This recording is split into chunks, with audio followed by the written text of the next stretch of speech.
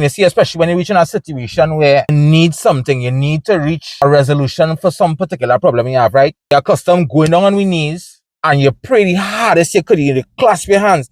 Something make clasp your hands until your hands and them start to get red, and it's like you're concentrating and you're praying. And we pray for health, we pray for strength, wisdom, understanding. A couple of years ago, I had a business partner, right? Let's call this business partner Karen.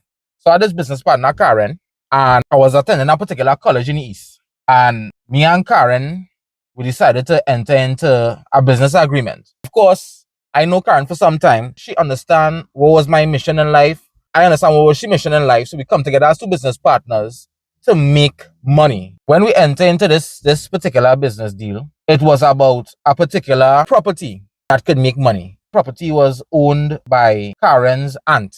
This particular property was situated in the West. So it was a good property where, listen, we could definitely make money off this investment. So at that time, it's like, this investment is the best investment. And also it will help me to better my life and better the life of my family in some way, right? We went to the property, check the property out, and say, well, all right, cool.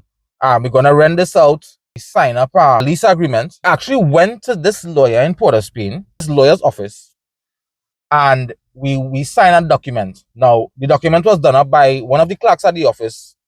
So it's like, all right, cool, this is the lease agreement. I got the lease agreement, read through it, and I was shown how this thing would be successful. So basically the goal was to rent out this house that very prominent people would buy into, because again, it was located in a very prominent place, and we would make this money, and then we would just take care of the residents for the time being until Karen's aunt came back from the US and assumed residence there again. Listen, this thing will make a lot of money. That's what I was thinking at the time, right? Because you see, when you go into a deal, you have to be brave, right? In life, and especially when you're doing business, you have to take a risk. You have to be able to take a risk. You have to be able to take calculated risk. I see everything, and again, I mean, I know what I'm doing, right? I know exactly what I'm doing. It turned out that Karen was a fraud, and the money that I would have invested into fixing up this property before we rent it out, I didn't get back any of that money. That money was actually, it was lost, because I invested, and in my mind, it's like, Karen have my back. We talk about certain things. We talk about how this would benefit both of our families. I even introduced Karen to a few relatives. In my mind, it's like, listen, if I introducing you to my relatives and I say, here is the scene, this is the deal I'm going to take, and me and Karen, we're going to do this business, and it is going to end up with so and so amount of money. And Karen was actually there, just like pretending away all the time. When I find out that I wasn't getting back my money, I immediately became depressed. I now start off working to catch myself and, saving up your money. That is hard, save money. Anybody could testify that, listen, start off your first job or probably your second job, and you're working your way up the ladder now. So you're building your money to put it into savings or to invest into something, or whatever the case might be, to multiply, make more money, so you don't have to work that hard. So after the introduction to the family and thing, I mean, all these things kind of seal the deal for me and make me know, listen, this thing is going to work. And in my mind, the introduction to certain relatives of mine was kind of my security, in that you always seeing Karen. I'm making sure and introduce her to these people so that they could see her. And of course, in my mind, if she come and she meet certain relatives and that kind of thing, I'm not thinking that she will do something like that. Furthermore, what Karen did is that she called a meeting with two relatives of hers and basically tell those relatives that he gave me the money because, we were in love and that kind of thing. And I realized the setup. I was like, oh, okay, the game was to make it seem like, me and Karen in this relationship, so that people would think, hey, if he give me the money, it is my money. He gave me of his own free will. So I already know that Karen had an idea of the law, how the law does work, and how to set people up, basically. So again, coming back to it, find out that was the case. And for some time, I catch myself sitting down in this bar. I never sit down in no bar to drink nothing. I never sit down in a bar to really like have a drink and to lime in a bar. At that point in my life, at that stage in my life, at a particular age. And I catch myself sitting down in a bar thinking about how I could get this money back, because I was feeling depressed at that time. You understand? Because I already had the plans to use the money to do particular things. I was basically depressed for a very long time. I mean, I wouldn't say a long time, but it felt like a long time. It felt like years when really and truly it was probably like about a year and a half or something like that. The hardest thing was that year and a half where I was just thinking about all the decisions I make, everything I did, all the business transactions with Karen, the information we exchange, and whatever the case might be. In my mind, I honestly thought that I had everything in a gear. I honestly thought that I knew everything there was to know in order to make a transaction of that scale, in order to bring returns, in order to make money. It take me some time. It take me like 2 years before, I could forgive myself because I was feeling so like I let down, certain people, and it had me feeling, real. I wasn't feeling good. I wasn't in a good place. I've been honest with you. It was one of the first times I wasn't in a good place. After that, about 2 years passed now. I've been in that state. It's like I stopped having contact with Karen. I already let go the money because the family members basically say, listen, I can't believe what you saying, Yamel, and I can't really believe what she's saying. All you could just be saying things to just make up a story. And me gonna tell you, as a big man, I cry. I cry because that was hard earned money, that was hard saved money. And it was to do something to better myself. I cry. I cry. Around that time, I remember going and read the Desiderata. The Desiderata was my go-to, because in the Desiderata it talk about, everywhere you go in the world, it will have crooks, it will have con men, it will have con women, but don't let that discourage you from going forward into the world of business again. Don't let that be the defining factor, that would keep you back from entering back into business to see, if you could just give this one more shot, give it a next shot and see how it go from there.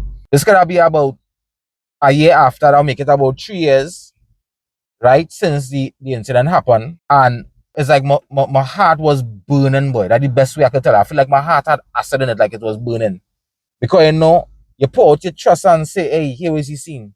This person show you there's the situation, you see these steps. I thinking to yourself, yes, boy, this person coming honest. So we could finally, better ourselves as young people and that kind of thing. I end up going to Port of Spain. I went to Port of Spain to do some business. I think it's at one of the government offices.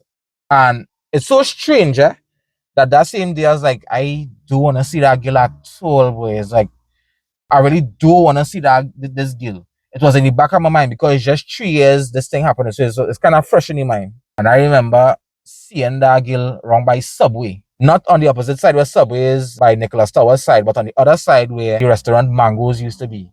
If anybody know about the restaurant Mangoes in Port of Spain, well then you're old enough to listen to this story.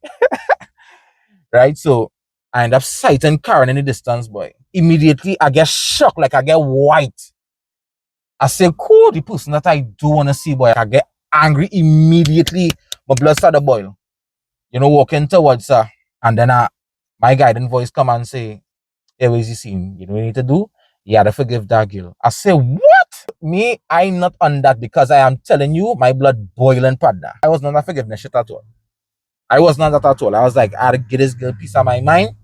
Unless she no guilt, you know what I'm saying, you do things to psychologically affect people, that is not something nice. You know what I'm saying? After this person trusts you with that amount of money and transactions, you know what I'm saying? That voice just say, hey, you gotta forgive she. And when I woke up to her, I could have seen in she face that she was feeling bad about it. You can see in she face she was feeling bad. Because I talked to her mom and things. So, it's like, I thinking to myself, hey, things can happen, like I take it out, I do my part, she will do her part, whatever the case might be. And as I say, when I see her, the voice say, you have to forgive this girl. If you want to move forward with your life, you have to forgive this girl. And I just woke up to her. I remember my hands were shaking. Real dread. And when I woke up to her and I watched her, I look at her directly in she eyes, straight down in she eyes. And the voice had a tremor when she reached up and she was like, hey boy, I'm so sorry. So sorry for doing this. At that time, I didn't know what else to do. I was in a situation where I was striving for money. So I think that, this was the best thing I could do. And, I think that she also grew up with friends who was into that type of scamming business. She grew up with friends. So I guess friends would have had an influence on her. But anyhow, I look at her, and at that moment when she started to talk, it's like the spirit of the Almighty. I feel it come down over my head, and it's like I feel like I get washed. It feel like water come down and just wash down whatever feeling I was feeling, like it carried straight down to the ground. And I remember telling her, girl, that is small thing. You understand? I understand, at the time you thought that was the best thing to do. I end up hugging her up. I end up hugging her up. I hold on, I hug her, and I remember she started to cry. She started crying on my shoulder. I remember I had real tears on my shoulder and thing. And while I hugging her up, my mind saying, boy, what the doing, boy? Why are you even doing this? She know, listen, you real off. But the voice, the water that done it, the spirit of the Almighty done wash over my head. So it's like I feel almost an instant calm. You know what I'm saying? And at a time when my blood was boiling so much, I feel like calm. I feel my blood get cool. So I just went along with it. When the spirit of the Almighty come over, it's like he's carefully fight it. You know what I'm saying? But when she cry, and I just say, that is okay. And I let it go. And when I leave that spot, and I tell she I go on whatever the case might be, she had asked for my number if we could still keep in contact. But I tell her like, nah, I don't want to give up my number. You go your way, you fix up, I good, but I remember feeling like a stone was on top of my heart, like a half-pound stone. And I remember when I hug she up, and I tell her, that's okay. I remember leaving, and I feeling light. I feel like I give she the stone, all kind of thing. I feel like I give her the stone. Or I just drop the stone on the ground. It make my heart feel heavy. I remember feeling real good afterward, right afterward, probably like 15 minutes. I was just reflecting on it and thing. And I was like, I didn't want to tell anybody because I was feeling shame that I had forgive her. Because, I went around talking to other people, friends, family, and I was telling them what happened. So, it's like naturally they'll take your side and say, hey, that was real nasty. You know how somebody would do you that? I explain the circumstances, how I get caught up, and everybody, give him a support in what I was feeling about what she did at the time. And then I remember feeling shame when I forgive her. So I had to kind of go back to everybody who I talked to and kind of give them a different story and how I see her and thing. For me, in my mind, it's like I wanted to get it off my chest. I remember going and tell her a brethren of mine, and I said, bro, here was the scene. I forgive Karen, boy. I forgive Karen. He was like, what? Well, you shipping her? You will never get back your money now. I was like, wait, I was feeling so bad. I said I should have never tell this man, but you know what I'm saying? I should have never tell him, but it's afterward now. When he said that, it's like I also stop and I said, bro, let me show you a phone. At that time, my heart was burning us. My heart was burning. I was feeling so angry, but I tell my voice, my guidance spirit, come and tell me, here was you seen, brother man, you had to let her go. You have to forgive her. You have to forgive her. It's one of the biggest things you'll ever do, but you have to forgive this girl, and you have to let go, and you have to get this thing out of your heart. You have to forgive her. That's what the voice tell me. He's the only one I tell, I never really tell anybody else. Well, I did tell one other relative, but it was basically the same thing. I couldn't help but remember how my heart feel when I tell her I forgive her. I couldn't remember how, I could remember that was one of the only things I could remember about how I feel. They say just remember what a person says, but how you feel. And at that time, I feel that lift and I concentrate on that particular feeling because in my mind, I was like, listen, that spirit, that guidance spirit told me, release this burden, let go of it because it's not going to serve you going forward. And I also forgive her. This is where I get to understand the power of forgiveness. Forgiveness is a natural part of the human being. But certain things that we learn tell us that we should not forgive. It's ever a saying by ancient sages. It is say, revenge is born by our forgetfulness, that karma will restore the balance. And that activated my mind not too long after that. It's like I remember what I read, it was ingrained. It was already ingrained. When you hear ancient sages talk about forgiveness and the power of forgiveness, you have to understand that what is in the mind and the spirit and the emotions does manifest on the physical level as sickness and disease. So you have to be able to understand the science of spirituality and emotions and holding on to emotions and emotional burdens. You have to understand the significance of emotional intelligence. emotional resilience. It's for your emotional health, basically. If you have something on your heart, something in your mind, something that's bothering you for 20 years, it could be 75 years. It might be you pass through some sort of trauma. It might be somebody do you something unjust. It might be that you miss an opportunity that you think you can't get back, or that somebody blocked your ability to get that opportunity. You had to forgive. I am telling you. Forgiveness is how you make your way towards the Almighty. Forgiveness is the way you just get in touch with the Spirit of the Almighty. We are vessels of the Almighty. This is why here is called the temple. So the Almighty is always in the temple talking to us at any point in time. Some people will hear the voice and kind of cast it off. They will ignore it because they don't know what that voice is. The voice of the Almighty is saying, manifest the power of forgiveness. Forgiveness is our natural superpower. And in learning to forgive, you will not feel the benefits of what forgiveness will do for your spirit, your mind, emotions, and your body if you do not seek it. What you seek is always seeking you. So if you're not seeking forgiveness, then forgiveness will always escape you. And how the universe is, how the Almighty is that it is mirror in our daily life and our daily actions. If you can't forgive somebody, then people can't forgive you. You have to be able to manifest the power of forgiveness in yourself first. And you have to be able to walk the walk. You have to be able to practice forgiveness. You have to be able to genuinely say, I forgive that person for that. That's what I had was to pass through. I will always remember that feeling I feel when I forgive that girl that day in Port of Spain. You know what I'm telling you? I wanted to share that message because I know it have people out there struggling with forgiveness. I'm going to tell you something. If somebody do you something unjust, understand that karma is the watchdog of the universe. The Almighty create karma as the mechanism to restore balance and justice so we don't have to personally go and get ourselves involved in revengeful acts. You know what I'm saying? The Almighty is a masterful creator and scientist. The Almighty know our hearts and know our minds. So it's like, you got to be able to open up to the Almighty. You got to be able to open up to the Spirit in order to reach that place that you want to reach. You got to be able to go deep. You have to be able to go deep below the surface. The time come now where we're in the age of Aquarius, there's the age of information. You got to be able to go deep spiritually. Don't let nobody gaslight you and tell you spirituality is this and is that. Spirituality is a fundamental part of nature and existence. You understand what I'm saying? I had was to learn the power of forgiveness through that one situation. And now I get to understand how the Almighty is work. So that is the reason why I chose that path to go and do business with this person, thinking that that business would get me to a better place. It really did get me to a better place, but at the time, my heart was caught up in not being forgiven, not understanding the bigger mission, not understanding the reason why I even went into that situation, not understanding the reason why I actually took that particular risk. But it was to carry me through the fire and to show me, here is the scene, brother man. I'm going and carry you through the situation.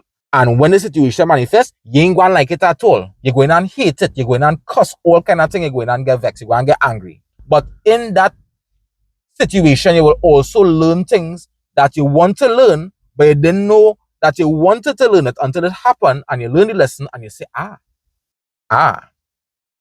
now I understand the power of forgiveness. Now I understand what all the ancient sages was saying for all these years. Christ, Buddha, all the ancient sages throughout all the cultures, too numerous to mention. And that is why they was preaching on forgiveness.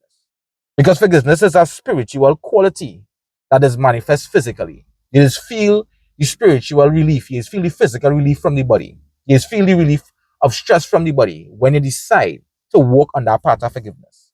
So I reach a stage in my life now where I give thanks and praises to the Almighty eternally, and now understanding the power of forgiveness, I present to you now. What is it in your heart and your mind that you cannot forgive people for?